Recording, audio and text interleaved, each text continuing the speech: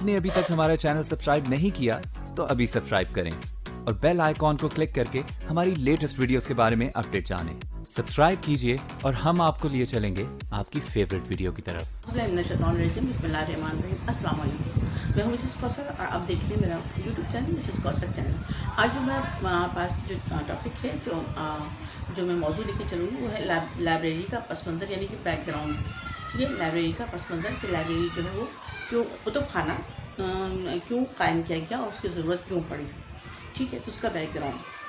کتب خانے کو انگریزی میں لائبریری اور عربی میں مکتبہ کہتے ہیں.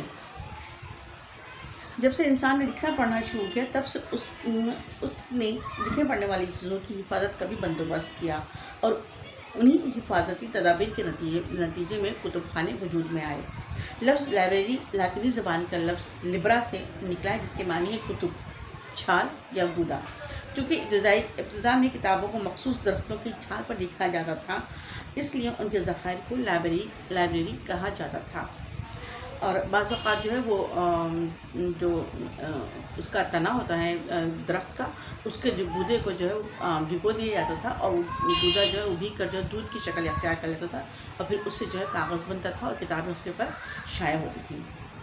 انسان نے اپنے خیالات کے اظہار کے اولین ترین نقوش پتھروں, لوہے, تانبے وغیرہ پر بنائے. ابھی تحریر میں آسانی کی خاطر مٹی اور لکڑی کی تختیاں بھی بنائیں اور کھالوں کو بھی استعمال کیا. بعد ازاں چین میں کاغذ بنا اور لکھنے پڑھنے کے ذرائع میں انقلاب لے آیا.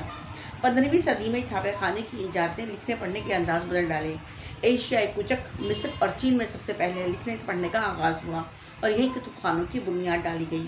یونان میں 6 صدی قبل مسیح کے عبادت خانوں میں کتب خانے بھی ہوا کرتے تھے. یونان کے مشہور فلسفی اور دانشور ارسطو اور افلاطون کے ذاتی کتب خانے بھی تھے.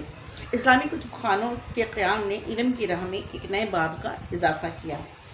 باب کا یعنی کہ ایک نیا دروازہ کھلا.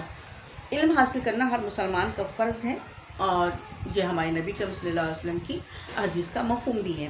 اس لیے مدرسوں اور چھاپے خانوں میں کتب خانوں کا اضافہ ہوتا رہا. بعد میں اس لیے مدرسوں اور مسجدوں میں کتب خانوں کا اضافہ ہوتا رہا اور چھاپے خانوں کا بھی.